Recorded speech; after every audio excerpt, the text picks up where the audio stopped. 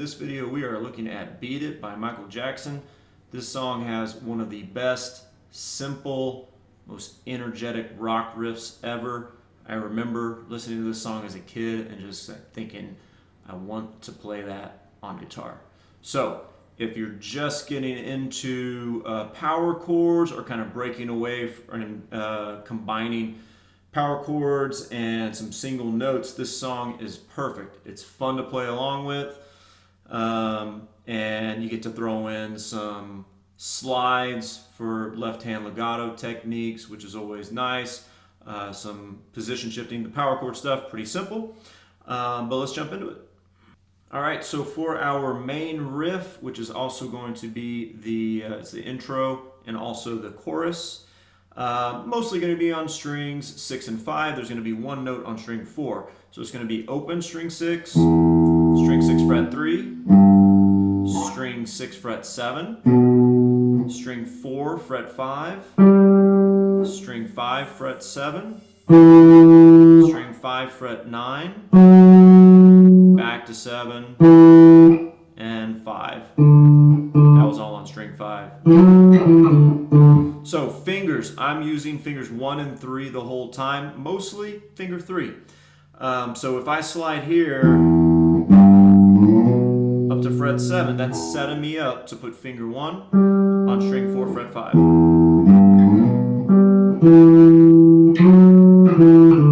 And if you've never done slides on the guitar before, this is going to be perfect for you. So a couple of things I want to say about that. We're sliding from fret 3 to fret 7, so we want to have our eyes there on fret 7 before our hands get there, so we land accurately.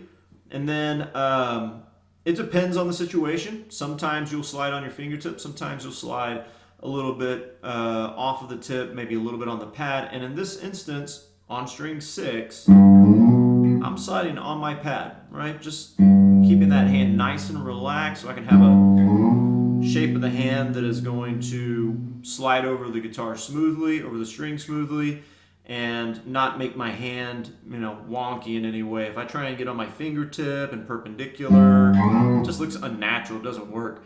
This way, nice and simple, the hand is working in unison together. So a couple little tips there, but don't overdo it, right? Just a little bit of pressure. Don't have to pick the string hard. Just practice sliding that finger around if you've never done it, just to get that sound, and then make sure you're aiming for right behind that fret bar. So you're going to pick string 6 open, put that third finger down on string 6 fret 3, not hammer it down, but, and then right when it lands, you're going to pick that, slide into fret 7, and then string 4 fret 5 with finger 1, string 5 fret 7 with finger 3. This is going to be a grace note slide, meaning we're not really going to hear fret 7 like we will for a moment, but it's so short that it really doesn't matter where we slide from. So if I did this right from fret 7 or from fret 5, it's always going to sound the same, right? That's a grace note slide. So just a real quick into 9, and then 7, 5, 5. So nice and slow.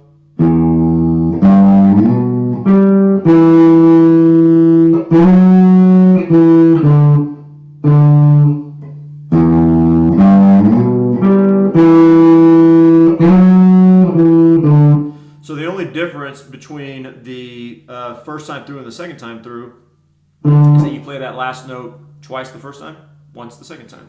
A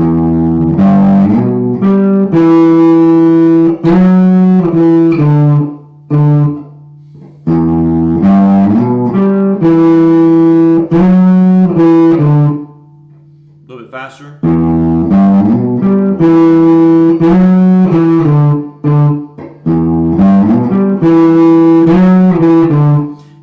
Something that I just caught here that I want to point out is on this slide, that's a big position change, right, from fret 3 to fret 7. So my whole hand is moving there. But when I'm on fret 7 to 9, I'm really kind of holding my position because I'm about to come right back. You don't necessarily have to do that, but if I take my whole hand, It might get a little bit more herky-jerky. So I'm just kind of holding that position and just kind of torquing and expanding that out because I'm coming right back to 5th position, okay?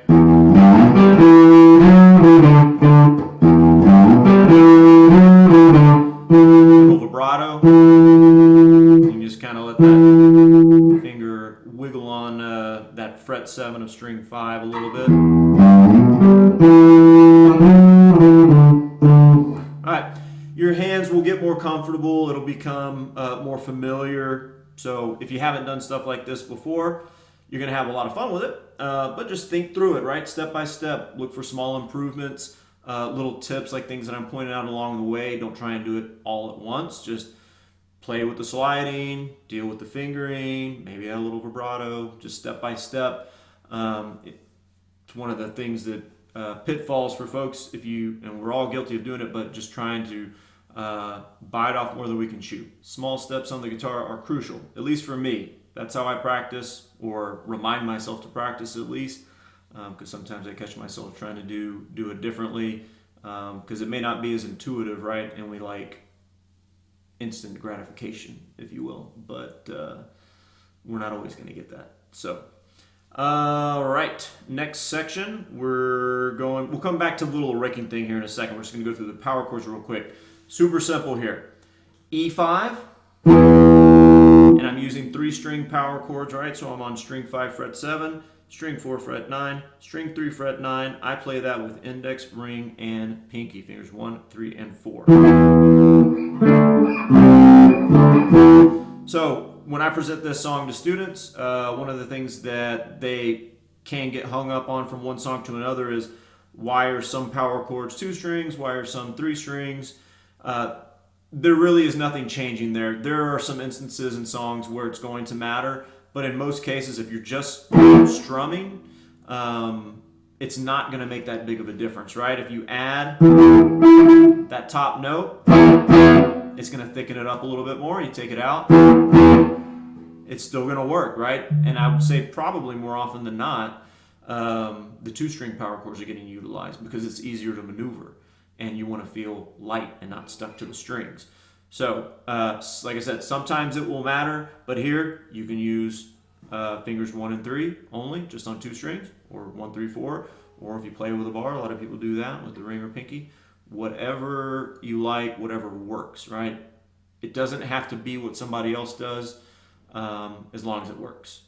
So, you're going to find tons of variety in the way people approach things, and it's important for you as the guitarist to experiment with that and not necessarily base those decisions solely off of what other people say. Try out different things. I have my students do that all the time, and they come up to me and say, I like this, and if it works, I tell them stick with it. Even if it's not what I do, I don't need to create replicas of me. They need to be their own guitarist, and we're all built differently. So that's the way it's going to go.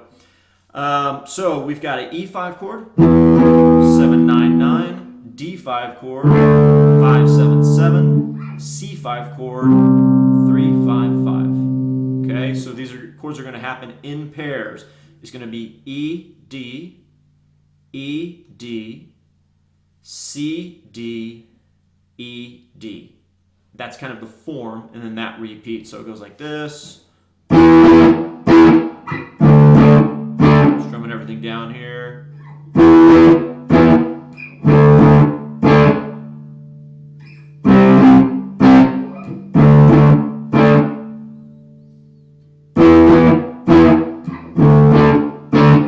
Or 2 fingers, 2 strings.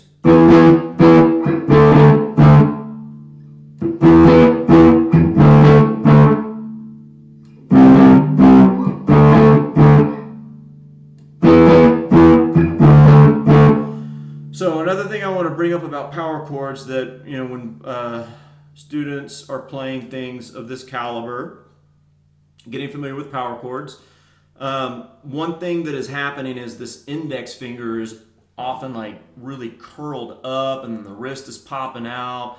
If you find yourself doing funky stuff like that, it's all about perception. It's a psychological thing, right? Like either you made yourself believe or somebody else made you believe that you need to always be on your fingertips, so you're doing things like that, right? I mean, you can see I look super uncomfortable there. It just doesn't make sense.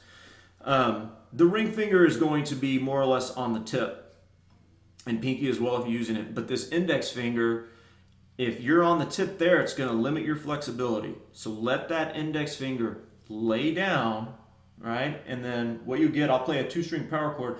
These top 3 strings are going to be muted, which is what I want, right? So do things that are practical. Think about what makes sense. It may not always be the most intuitive thing, but just ask yourself questions, walk yourself through that, and go, oh yeah, I guess I don't need to do that. When you have that realization, boom, you're going to change your technique. Okay? So I say let the index finger lay down. However you perceive of that, you can see that my index finger is more straight than it is curled, right? I'm not trying to only touch the 5th string. I can touch everything here, and I'm not barring it, I'm not pressing it down, I'm just lightly touching it. Everything is muted except for my chord, right? That's exactly what we want. Having that index finger a little flatter there and kind of making contact with more of the guitar, the hand's more comfortable, it's going to help you navigate that hand around. If you've ever looked at somebody playing and it seems like they're not even doing that much with the left hand, that's intentional, right? You may not even be able to tell what fingers are on the guitar because fingers are relaxed, the hand's relaxed, it's able to move around in a way that it wants to. That's what you're aiming for. So that is a big key component to power chords, in my opinion, being able to maneuver them faster and faster and without too much effort, okay? So again, 3 strings, 2-string power chords, whatever you want to do. The rhythm is, think of it in pairs of chords. You've got the E and the D that are pretty close together, and then there's a little bit more space. And then E and D again, they're close together, and then there's a little bit more space. Time, I mean. And then C and D, they're close together, and there's a little bit of time. And then E and D, okay? So you can think about it like, listen to the song and sing along with that rhythm or clap along with that rhythm and make sure that you're tying into that. The thing that is going to feel different is that it is syncopated. It's coming in on an upbeat, right? If you don't know what that means, don't worry about it. Listen to the audio, work with the audio, but that's the thing that's going to kind of potentially throw things off. So just be careful with how much space you put in between the E and the D, and then the E and the D, and then the C and the D. If you put too much space in there, it's going to start sounding like the same thing over and over again, kind of like this.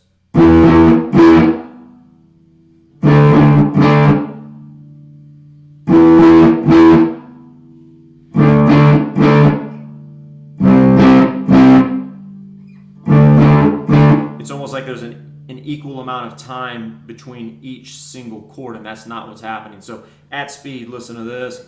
1, 2, 3, 4.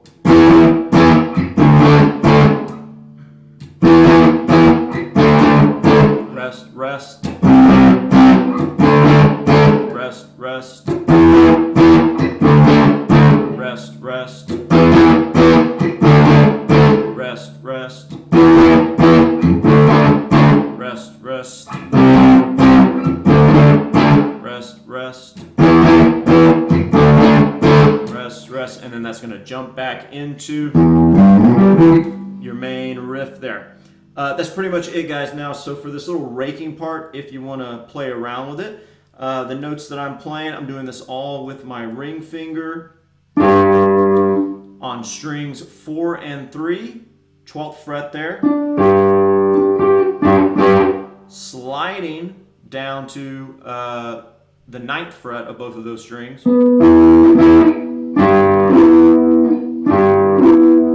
and then going to the 7th fret, I'm going to play strings 2 and 3, and then roll that finger over to 4 and 3. Alright, so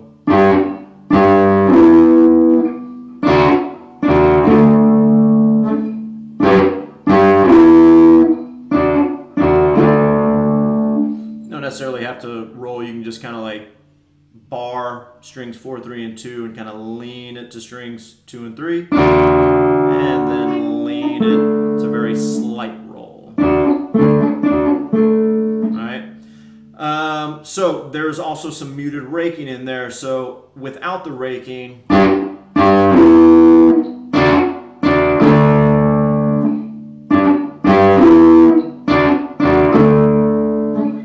so all you do is just cover the strings, and I'm going to hang around with my pick here very loosely on around strings 4 and 3.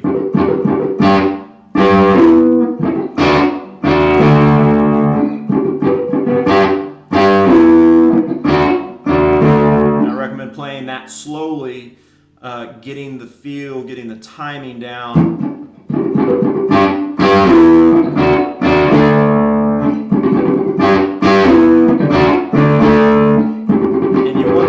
Very loose. That pick needs to be flexible in the fingers. So I think in the audio, like at least the initial raking, you hear it 6 times, down, up, down, up, down, up. But I don't know that that's that big of a deal. The most important thing is going to be those little dyads.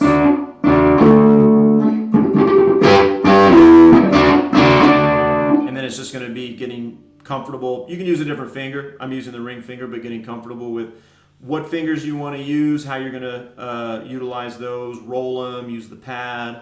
Can feel a little funky if you've never done anything like that before.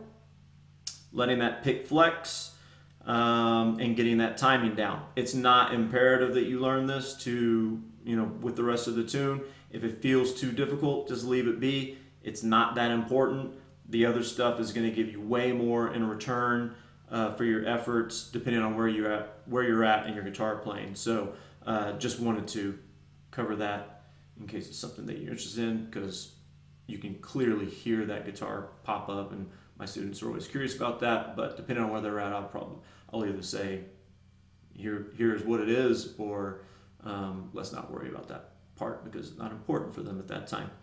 That is it, guys. Have fun with that song. Like I said, such a fun riff to play.